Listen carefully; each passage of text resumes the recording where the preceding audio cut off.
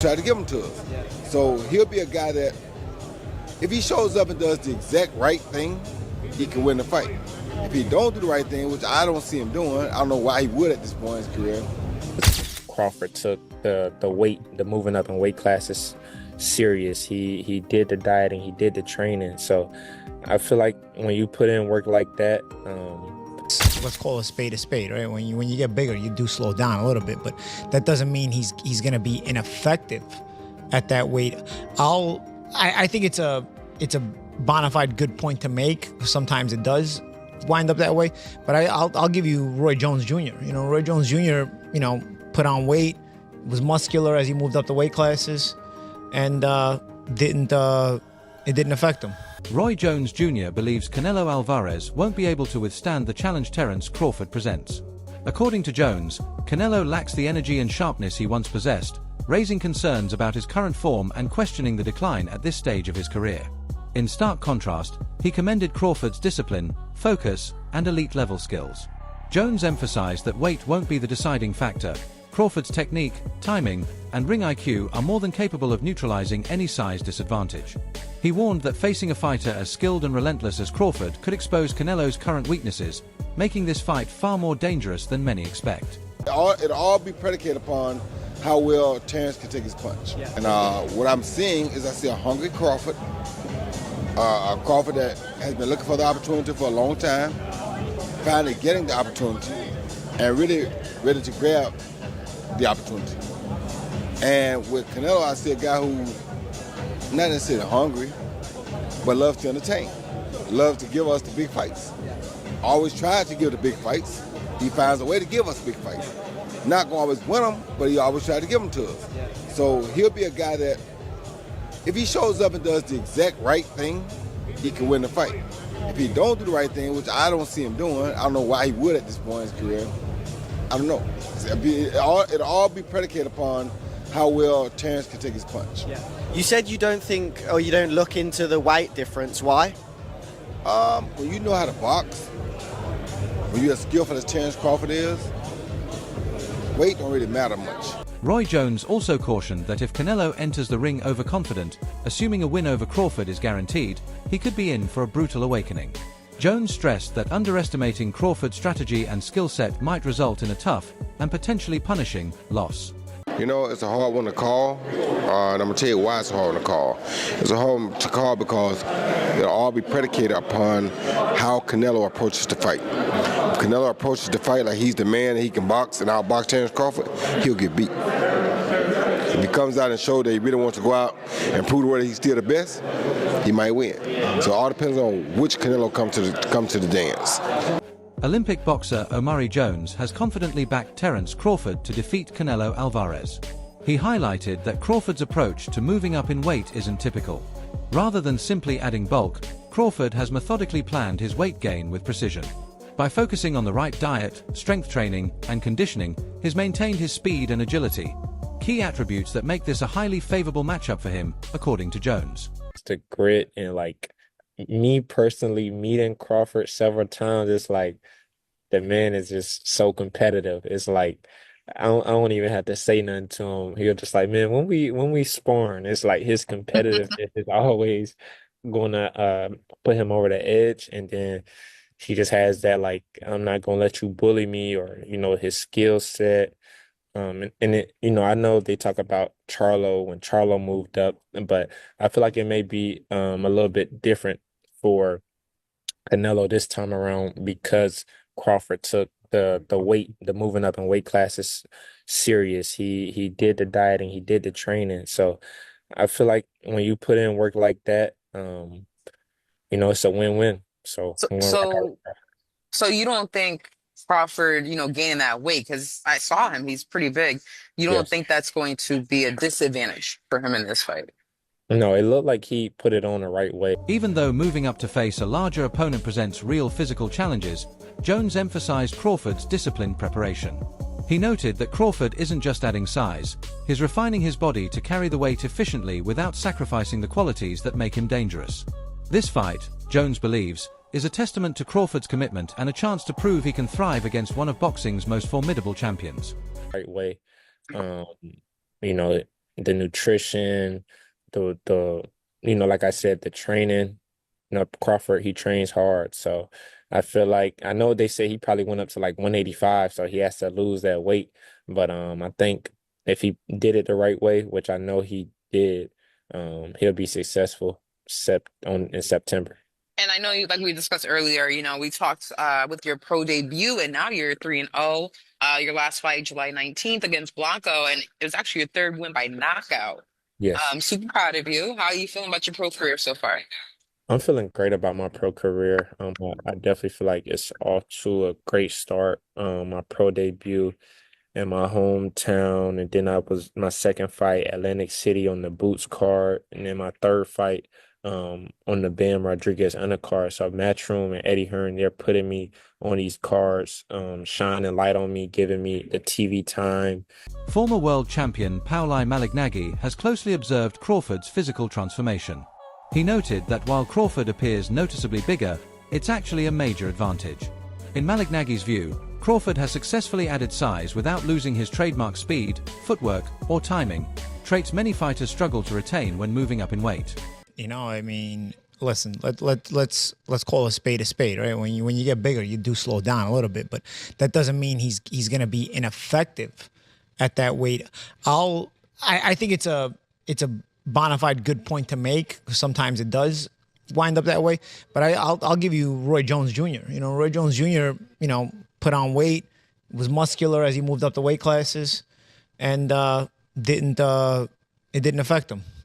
Good old Manny Pacquiao did the same thing, So there's times where it affects, and there's times where I guess if you put it on the right way. Only Crawford knows it because the way he's training, right? Because you're going to be sparring with this added weight. You're going to be doing the boxing training with this added weight. So you're going to know how to, maybe taper it down if you need to, or keep it going if you need to. I think over the course of camp, if you start to feel too yoked up and, you get big, and then, you're sacrificing reflexes, you're sacrificing athleticism, I think you're going to feel it. Crawford seems to have found the ideal balance, gaining the strength and durability to face a naturally bigger opponent like Canelo, while still maintaining the agility needed for his style. Malignaggi credits Crawford's meticulous training and professionalism, observing that the added mass complements rather than compromises his skill set. He believes the increase in power could actually enhance Crawford's performance against Canelo's aggressive pressure. Heavyweight kind of weight. What's your thought about that? Yeah, I mean, well, Roy Jones is Roy Jones, but also Terence Crawford is Terence Crawford. But John Ruiz is not Canelo Alvarez. So that's another aspect of that comparison. And yes, exactly what the champ said, exactly what Abel Sanchez said, you're going to put on weight, you're going to be a different fighter. And I can say this even as a fighter as myself, as I've gotten heavier in my retirement, I try and move around the gym, it just feels different. And even when you start camp, you feel different in the beginning than you do at the end. But listen, we're still 4 or 5 weeks away. I don't know exactly what Terence is weighing right now. And even if he does say what he weighs, man, he's gone out there and said he's weighed, all types of crazy numbers just to get media to respond. So it's really not really going to know until the fight and we see these guys next to each other. He might look bigger right now, but he might not be that heavy. Renowned boxing analyst Max Kellerman offered a sharp technical breakdown of the matchup. He praised Crawford's jab as one of the most precise and effective weapons in modern boxing, fast, accurate, and capable of controlling the pace of a fight. While Canelo once had a similarly sharp jab, Kellerman noted it has declined over time, giving Crawford a distinct edge in range control and scoring. He also highlighted Crawford's tactical genius and ability to adapt in real time, exploiting openings others fail to recognize. Attribute. First attribute, best jab. Crawford. Best defense. Crawford. Nowadays, Crawford.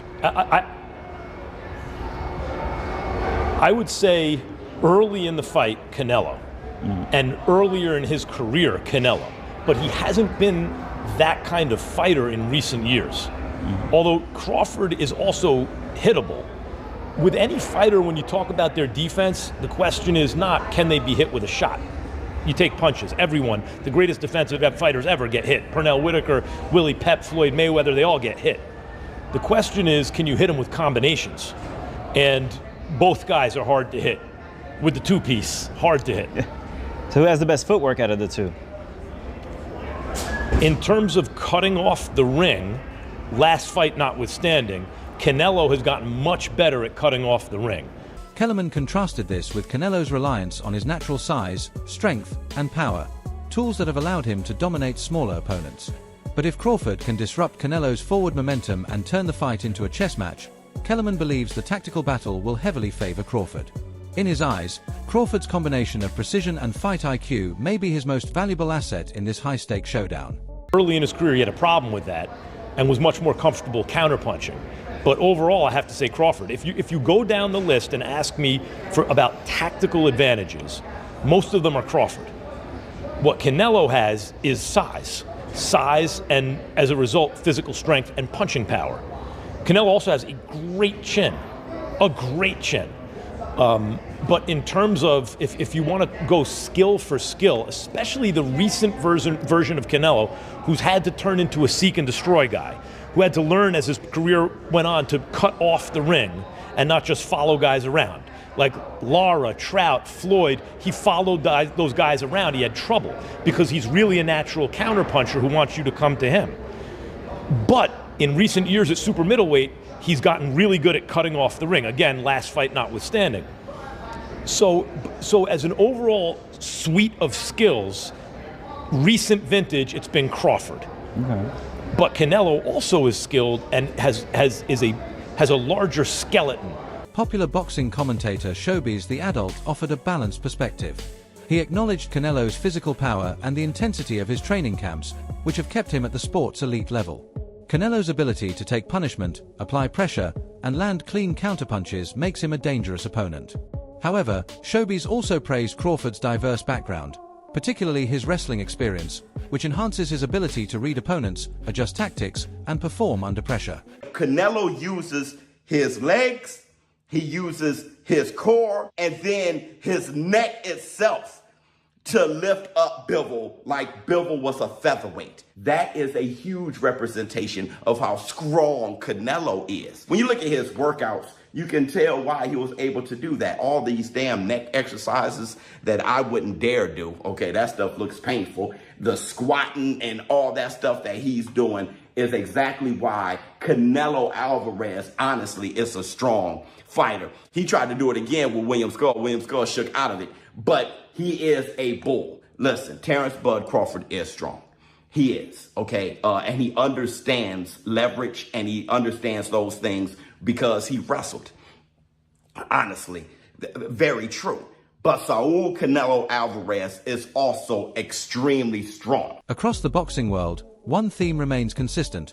Crawford's strategy will be pivotal. Experts agree this isn't just another fight. It's a defining moment in Crawford's career. A win over Canelo could silence any remaining critics and elevate Crawford's legacy into the conversation of all-time greats. To do that, he must rely on patience, precision, and adaptability, avoiding wild exchanges where Canelo's power is most dangerous. Analysts argue that distance control, smart angles, and sustained composure over 12 rounds will be the keys to victory. In this matchup, mental sharpness could be just as important as physical ability. He understands that he has to be smart. And I think with this one specifically, it ain't just about being smart. He knows he has to look like he's never looked before. Because again, if he doesn't and he beats Canelo, everybody's just going to say, well, that's Crawford. You know, so I think he knows that this is the performance of a lifetime and everything has to look right. He knows in order for it to look right, he can't just go out there and let the dog go. The dog is, you know, he got to work his way up to the dog. Hey, show the clip real quick. I don't know if you showed it already, but this is the dog you're talking about right here, right? And so this is, I pulled this clip right here. I seen it on social media this morning. Don't do that. That's what I'm saying. And I pulled this clip, right? But this is Terence. That's who he is. He's not gonna swing on Canelo. He already know that part of the game. But what I asked you, were you ever trying to send a message to your opponents? He's letting you know, and it's no act. And that's what I really wanted to show, that's not an act. No. That's not, there's 30 security guards. It feels a little contrived. You think so? I think a lot of people feel it's a little like. Well, I'm glad you used a big word that most of us don't know. Hey, I don't fight as good as you guys. I had to learn some big words, right, to make up for that. Don't look it up. Just ignore what you he need said. big words to get out of fights. You know, you need big words to get out of fights. But okay. So case in point, our guy Hafey, sitting right there, producer extraordinaire. He had a picture of Terence Crawford in New York for the Crawford-Spence press conference. And there was this look, when Terence, he gave this look to Spence that reminded me of like Dwight Muhammad Kawi and a young George Foreman. And Super middleweight contender Edgar Berlanga offered his insights on Crawford's mindset. He urged Crawford to stick to the fighting style that has brought him success, rather than changing too much to compensate for the weight difference. Berlanga acknowledged the challenge of moving up 2 divisions, but also noted that it naturally balances the dynamics in other ways. For him, Crawford's ring IQ, adaptability, and disciplined approach are far more crucial than trying to match Canelo's physicality. He emphasized that just accepting such a high-risk fight speaks volumes about Crawford's championship mentality. First of all, he got to go in there and he just got to fight him. You know what I'm saying? He got to go in there. I think Crawford just got to go in there and do what he got to do. You know what I'm saying? He got to just be Crawford, show his IQ, show him why he's a 2-time undisputed, world champion, and go in there with confidence. You know what I'm saying? That's all it is. There's a big weight difference, a big weight jump. That could be a difference in a fight. Because obviously, it's like me jumping up to heavyweight. Obviously, I'm a foot of power. I'm a foot of that size difference, compared to my other fights. So I just think that he got to go in there and just be himself. And I said, if he loses, we'll just all know that, hey, he just jumped up 2 weight classes to be great. You know what I'm saying? It's not, he can't really, he's testing himself. He's testing himself a great fighter. So, and I don't doubt him, I don't got no doubt in my mind. He's a 2-time undisputed world champion for a reason. So, and I don't think none's going to phase him in that fight. You know what I'm saying? Maybe the power, maybe the size, you know what I'm saying? And, Canelo, he's not knocking Canelo out. So, he just got to go in there, just IQ. Would you lean towards Canelo still in that fight? I got faith in him. I think Crawford could do it. You know what I'm saying? I think he could do it. Just like I said, just the size. The only shit that throws the fight off is the size and, obviously the power. And Canelo's IQ too, because Canelo got IQ, you know what I'm saying? And Canelo fought a lot much bigger guys, So I know the Crawford's power ain't gonna phase him. I know Crawford's size ain't gonna phase him either, you know what I'm saying? So, but for me, I think it's a 50-50 fight. Legendary trainer and commentator Teddy Atlas kept his take simple but powerful. He believes Terence Crawford is special, a rare fighter with greatness in him. Atlas sees Crawford as a unique blend of physical tools, technical precision, and mental toughness. For him, greatness isn't just about raw talent, it's about delivering when it matters most. According to Atlas, Crawford has consistently done just that. And this showdown with Canelo is yet another stage for Crawford to prove his greatness to the world. Maybe he's a little overrated. Terence Crawford versus Canelo Alvarez at 168 pounds. Canelo's really good. Really good. But I think Crawford is special. I know he hasn't fought the resume everyone wants, but you have that or you don't have that ingredient. I think he has it. Canelo's really good. He's tremendous. But could he be a tiny bit overrated? The greatness is within Crawford. It's in his desire. It's in his mind. It's in his makeup, where he came from. I know he's moving up in weight class. Can he carry it? But those intangibles, I believe that he has them. That's it for today's video. Stay tuned, and until next time, keep your guard up.